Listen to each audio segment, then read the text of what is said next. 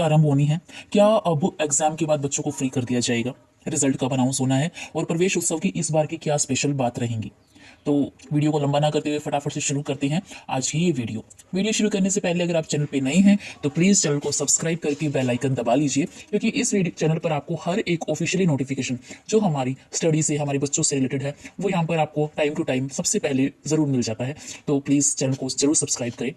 और आप कहाँ से, तो डीएससी की तरफ से लेटर जारी कर दिया गया है कि राज्य को जीरो ड्रॉप आउट बनाने के लिए सभी स्कूलों में प्रवेश उत्सव का आयोजन करना है। और प्रवेश उत्सव का आयोजन पहले की भांति पहले से 18 वर्ष तक की आयु के प्रत्येक बच्चे को शिक्षा की मुख्य धारा में लाने के लिए, उन्हें स्कूल से जोड़ने के लिए, और सबसे बड़ी बात 100% एनरोलमेंट कराने के लिए और उन्हें स्कूल में रेगुलरिटी के साथ रखने के लिए ये प्रोग्राम चलाया जा रहा है। और हमारी न्यू एजुकेशन पॉलिसी भी इसी बात पर बल देती है कि सभी बच्चे स्कूल में आए, कोई भी बच्चा ड्रॉप आउट ना रहे हमारा, ना ही आउट ऑफ स्कूल जाए।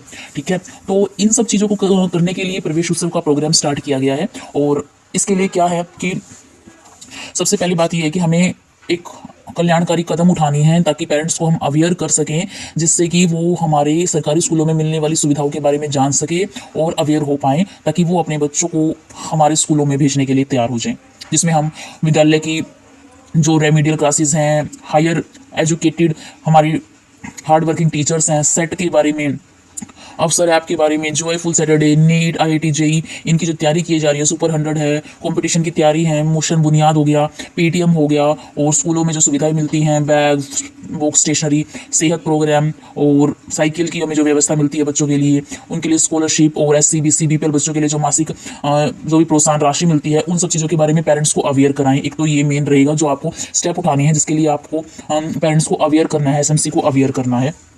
अब बात आती है कि प्रवेश उत्सव कब से कब तक चलेगा। तो ये 23 मार्च से 13 अप्रैल 2024 तक चलेगा। और इसमें आपको आम आदमी, विद्यार्थी और अभिभावक तक पहुंच बनानी है और उन्हें विद्यालय में जोड़ना है एसएमसी के माध्यम से। स्कूल मुखिया ये सब चीज़ें स्कूल में अवेयरनेस प्रोग्राम चलाकर उन्हें इन्फॉर्म करेंगे। और इसके लिए आप बैनर बनवाएंगे, इसमें मेंशन है लेटर में कि आप बैनर भी बनवाएंगे, जैसे प्राइवेट स्कूल वाले बनवाते हैं। और जिन स्कूलों में 11वीं में विज्ञान संकाय है ना, सीनियर सेकेंडरी जो स्कूल हैं, ऐसे विद्यालय अपने क्षेत्र के बच्चों को स्कूल में ज़रूर लेकर आएंगे और उनके लिए विशेष नामांकन अभियान भी चलाएंगे।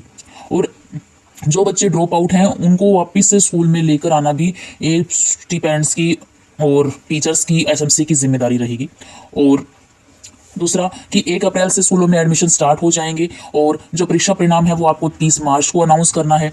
और की ट्रांजिशन के लिए, यानी कि 5वीं कक्षा को जिसने बच्चे ने पास कर लिया है उसको अगली कक्षा में प्रमोट करना है, यानी कि 6th क्लास में भेजना है। तो इसके लिए 1 अप्रैल से सभी 5वीं पास बच्चों को आपका जो भी साथ वाला स्कूल है, प्राइमरी स्कूल मुखिया उसे मिडिल या सीनियर सेकेंडरी या हाई स्कूल जहां है वहां पर उनको भेजेगा।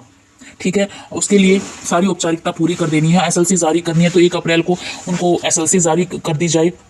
इसी दिन स्कूल मुखिया अपने विद्यार्थियों का समूह लेकर पड़ोस के नए उच्च प्राथमिक विद्यालयों में वांछित रिकॉर्ड के साथ जाए, था विद्यार्थियों का दाखिला करवाना भी सुनिश्चित करे। यानी कि ये भी स्कूल मुखिया की जिम्मेदारी रहेगी कि अगर आपके स्कूल से बच्चा दूसरे स्कूल में जा रहा है तो वहां पर उसका पूरा का पूरा रिकॉर्ड पहुंचा दिया जाए।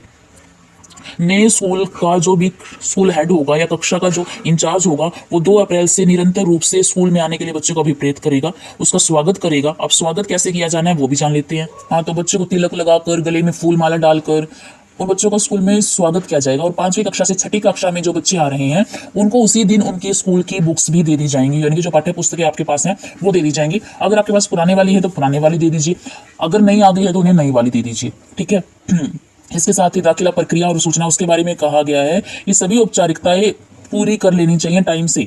अगर 1 तारीख को बच्चा आ रहा है जिस स्कूल से, उसका पूरा का पूरा रिकॉर्ड आप एक ही बार में मंगा ले। ये ना हो कि बार बार में कुछ मंगाया जा रहा है, कभी कुछ मंगा रहा है। हाँ, बच्चे को पहले ही समझा दे कि ये डॉक्यूमेंट है, ये लेके आओ और इसके बाद एडमिशन हो जाए। ठीक है, कोई बच्चा आपके दाखिले से वंचित नहीं होना चाहिए। इस बारे में पेरेंट्स को आप स्पष्ट अवगत करवा दिया जाए कि दाखिला संबंधी कोई प्रक्रिया या कार्य बाकी नहीं है। अगर उसका सारा काम हो जाता है तो, और उसके बाद बच्चे को आप पढ़ाई आरंभ करने के लिए कह सकते हैं। जो बच्चा 8वीं से 9वीं में होगा, कहा जा रहा है कि ड्रॉप आउट कक्षा 9 में ही ज़्यादा होता है, विशेषकर लड़कियों में होता है। तो इसके लिए पेरेंट्स को अवेयर किया जाए और उनके बच्चों को 9वीं क्लास में एडमिशन के लिए आपको मोटिवेट करना है। तो ये जो सीनियर सेकेंडरी या हाई वाले स्कूल के जो टीचर्स हैं, प्लीज़ वो थोड़ा सा इस तरफ ध्यान दें। और 1 अप्रैल से 13 अप्रैल तक 9वीं कक्षा के एडमिशन की डेट रखी गई है। और 9वीं कक्षा में 1 अप्रैल के एडमिशन के बाद उनकी कक्षा यानी कि उनका पठन पाठन का कार्यक्रम आरंभ कर दिया जाएगा। हमें वेट नहीं करनी है कि हम अगले महीने तक वेट करेंगे तब स्टार्ट करेंगे। 1 अप्रैल से उनकी पढ़ाई शुरू हो जाएंगी। अब बात करते हैं कि कक्षाएं कब से स्टार्ट होंगी। कल से बच्चों की कक्षाएं स्टार्ट हो जाएंगी और दाखिले की रिपोर्ट बनाकर हर एक स्कूल को अपने खंड शिक्षा अधिकारी को देनी होगी कि उनके स्कूल का कोई भी बच्चा छूटा नहीं है, वो अगली कक्षा में ट्रांजिट हो चुका है और उसका एडमिशन हो चुका है। ठीक है, इसके लिए अगर बच्चा दूसरे स्कूल से आ रहा है, स्कूल बदल रहा है, तो उसके SKN है ना नंबर से ही उसका अगली कक्षा में दाखिला होगा। तो इस चीज की जिम्मेदारी स्कूल मुखिया की रहेगी। और इसके बाद बताया गया कि परीक्षा परिणाम 1 से 8 के लिए 30 मार्च को घोषित करना है। उनको उस दिन पुस्तकें दी जानी है। पड़ोस वाले विद्यालय में अगर बच्चा जा रहा है तो उसकी सूची उपलब्ध करानी है। जैसे 5वीं का बच्चा 6ठी के लिए मिडिल या सीनियर सेकेंडरी में जाता है, ये भी ध्यान रखना है कि उस बच्चे ने, अगर आपके स्कूल से बच्चा आपके साथ वाले सरकारी स्कूल में नहीं जा रहा था, वो जिस प्राइवेट स्कूल में जा रहा है, तो आपको उस चीज का ध्यान रखना है कि ये बच्चा इस स्कूल में गया है। प्लीज ये चीज नोट करके रखिए। और जब ड्रॉप आउट के बारे में सर्वे किया जाता है, लिस्ट आती है ना, तो हमें बड़ी परेशानी होती है। अगर आपके पास ये रिपोर्ट रहेगा कि ये बच्चा इस स्कूल में जा रहा है, इसका SKN जो नंबर है वो ये है, तो आपके लिए बहुत आसानी हो जाएगी। तीसरी बात, उसका आधार कार्ड जरूर रखें अपने पास, आधार कार्ड का नंबर, कि ये उसका आधार कार्ड नंबर है, बच्चा इस स्कूल में है। ठीक है, उसके बाद ये है कि दाखिला फार्म भरते वक्त बच्चे से उसका बैंक कार्ड, उसका आधार कार्ड, उसके पेरेंट्स का आधार कार्ड, उसका SCBP BPL ये जो कार्ड है ना, और ये सब चीजें एक ही बार में इकट्ठा कर ले, उनकी फोटो हो गई है, ताकि आपको बाद बीच सेशन में परेशान ना होना पड़े। ठीक है, और दूसरा ये है कि अपनी कक्षाओं का आरंभ आपको 1 तारीख से शुरू कर दे ताकि आपको परेशानी ना आए। एक विज्ञापन की बात की गई है। विद्यालय विज्ञापन के लिए क्या बोला गया, कहते हैं स्कूल मुखिया द्वारा विद्यालय प्रबंधन समिति के सदस्यों के साथ विद्यालय में दी जाने वाली सुविधाओं के लिए पोस्टर बैनर बनाने के लिए 5,000 रुपए तक की खर्च करने की योजना बनाई जा सकती है। ठीक है, और यह राशि स्कूल मुखिया किसी भी मद में से खर्च की जा सकती है। यानी कि आपको कोई अलग से ग्रांट नहीं मिलेगी। आप जो पैम्पलेट्स छपवा रहे हैं, बैनर बनवा रहे हैं, या फिर आप स्कूल में छोटा मोटा प्रोग्राम कर रहे हैं प्रवेश उत्सव को लेके, उसके लिए कोई अलग से ग्रांट नहीं आएगी। आप स्कूल के ही किसी फंड में से, जैसे SWF फंड होता है आपका, उसमें से आप यूज कर सकते हैं, या कोई भी ऐसा फंड जो स्कूल ग्रांट से रिलेटेड है या किसी भी तरीके का, तो आप उसमें से निकाल कर, मैक्सिमम 5,000 है तो आप वहां तक का खर्च कर सकते हैं। विद्यालय स्तर पर भी आपको ये प्रवेश उत्सव का कार्यक्रम सेलिब्रेट करना होगा, जिसमें SMC के सदस्य होंगे, गांव के सदस्य होंगे, वार्ड के लोग होंगे, किसी NGO या फाउंडेशन की, पुलिस में कोई बंदा है, सेना में कोई फुर्मा है, धार्मिक कोई नेता है, तो उन सबको बुलाया जाए और जीरो ड्रॉप आउट की मुहिम में सबका योगदान लिया जा सकता है। ठीक है, और इसके साथ ही आपको डोर टू डोर सर्वे भी करना होगा, और ये आपको इन्फॉर्म करना होगा कि अब कोई बच्चा स्कूल से बाहर नहीं है, और जो बच्चा पहली में आ रहा है या फिर छठी में आ रहा है या फिर 9वीं में आ रहा है, तो वो सारे के सारे बच्चे अनरोल हो गए हैं। ये भी आपको एक सुनिश्चित करना होगा। 23 मार्च 2024 को ये ऐसी चीजें हो जानी चाहिए कि सर्वे वगैरह करवा लिया जाए।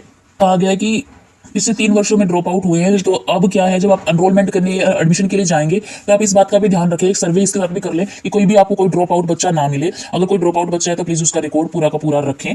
ठीक है, और आप इसमें जो प्राइमरी वाली है, इसमें वो आंगनवाड़ी के जो मेंबर हैं, स्टाफ है, आप उनकी भी मदद ले सकते हैं, ताकि उनके पास भी कोई ऐसा बच्चा ना छूटे जो आंगनवाड़ी में रजिस्टर होना चाहिए और वो ना रजिस्टर हुआ हो, तो इसलिए। और इसमें ये कहा गया कि क्लस्टर स्तर पर टीम बनाकर समूह में बांटकर गांव, वार्ड, इनकी सबकी क्या कहते हैं, एक सर्वे करवाया जाना चाहिए।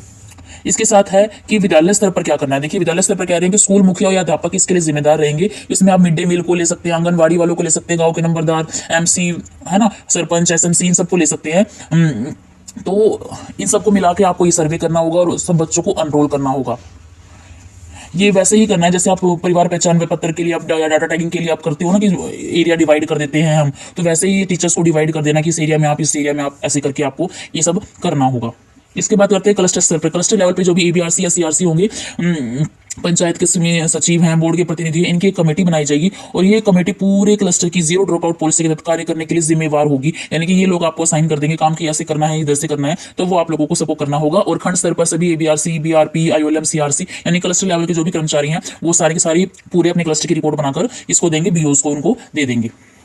एक चीज इसमें जोड़ी गई है कि जो उत्कृष्ट प्रयास करने वाले विद्यालयों, अब इसमें एक बड़ी अच्छी चीज जोड़ी गई है कि उत्कृष्ट प्रयास करने वाले विद्यालयों को प्रशंसा पत्र या सम्मान भी दिया जाएगा। तो हाँ जी, जो भी स्कूल अच्छा कार्य करेगा उस विद्यालय के SMC, अध्यापकों, टीचरों को एक प्रशंसा, या पंचायत को भी एक प्रशंसा पत्र दिया जाएगा, और वो जो प्रशंसा पत्र होगा वो ACSC महोदय से धन्यवाद के लिए दिया जाएगा। और एक सरकारी पत्र होगा, एक दस्तावेज होगा जो स्कूलों को दिया जाएगा अगर वो जीरो ड्रॉप आउट उनके एरिया में आता है और वो एनरोलमेंट को बढ़ा रहे हैं, और 100% एनरोलमेंट अगर उनके एरिया में हो रही है, उनके स्कूल में है, तो उस स्कूल को ये सर्टिफिकेट मिलेगा। और ये सर्टिफिकेट आपको ऐसे ही नहीं है कि कहीं भी मिल जाएगा, ये एक पूरा प्रोग्राम अनाउंस होगा विभाग के द्वारा, उसमें आपको सह सम्मान के साथ ये प्रपत्र ये आपको दिया जाएगा। अब प्रशंसा प्राप्त करने के लिए शर्तें क्या होंगी? शर्तें ये होगी कि आपके स्कूल में एक तो 100% नामांकन होना चाहिए, 100% आपका ट्रांजिशन होना चाहिए, और 30 मई तक 100% ठहराव होना चाहिए बच्चों का, जीरो ड्रॉप आउट के लक्ष्य को प्राप्त किया हुआ आपने। इसके साथ साथ 2023-24 की छात्र संख्या में से कम 30% वृद्धि हुई हो, यानी कि लास्ट सेशन में आपके जितने बच्चे थे उसका 30% ज्यादा आपके स्कूल में एनरोलमेंट हो, तो आपको ये स्वर्ण पत्र, प्रशंसा का पात्र आप बन जाओगे और आपको ये पत्र मिल जाएगा। और न्यूनतम छात्र संख्या वृद्धि जो होगी ना, उसमें ये नहीं है कि 10 या 20 बच्चे आपके 30% बन रहे हैं, नहीं, मिनिमम आपकी 50 बच्चों की वृद्धि तो होनी ही चाहिए। जो 30% है ना, उस 30% में 50 बच्चे तो होने ही चाहिए। और कह रहे हैं कि 2023-24 की छात्र संख्या में कम से कम 20% वृद्धि करता है तो रजत पत्र, मतलब अलग अलग तरीके के हैं। एक बार आपको स्वर्ण पत्र मिलेगा, रजत पत्र मिलेगा, ठीक है, गोल्ड, सिल्वर। और उसके बाद कहता है कि अगर 15% की वृद्धि करता है तो आपको ताम्र पत्र मिलेगा, ठीक है। और अगर कहते हैं न्यूनतम छात्र संख्या की वृद्धि में 20 छात्रों की वृद्धि अनिवार्य, ये ताम्र पत्र के लिए बोला गया है। कुल छात्र संख्या में वृद्धि के संदर्भ में प्रतिशत की शर्त है न्यूनतम छात्र नामांकन की शर्त में से जो भी अधिकतम हो वह माननी जाएगी। यानी कि ये तो इन्होंने मिनिमम क्राइटेरिया बता दिया कि इतनी इतनी होनी चाहिए, अगर इससे ज्यादा है तो ऑब्वियसली बात है वही आपकी एप्लीकेबल होगी, ठीक है। एक बात और बोल दी है कि गैर अवस्थान्तर कक्षाओं के अतिरिक्त यदि अन्य कक्षाओं में किसी भी विद्यालय की छात्र संख्या कम होती है, विद्यार्थी ड्रॉप आउट होते हैं और ड्रॉप आउट होने वाले विद्यार्थियों की संख्या 5% से अधिक होती है, तो स्कूल सीधे अनुशासनात्मक कार्यवाही के पात्र होंगे। यानी कि हमें सिर्फ पहली, छठी, 9वीं कक्षा के लिए नहीं करना है कि वहां हमारी स्ट्रेंथ बढ़े, हमारी जिस स्कूल में बाकी जो हमारी क्लासेस बचती हैं उनकी जो स्ट्रेंथ है ना, हमें वो भी मेंटेन करनी है, वो हमारी डिक्रीज नहीं होनी चाहिए, ये भी एक कंडीशन रहेगी। हाँ जी, तो ये सारा था प्रवेश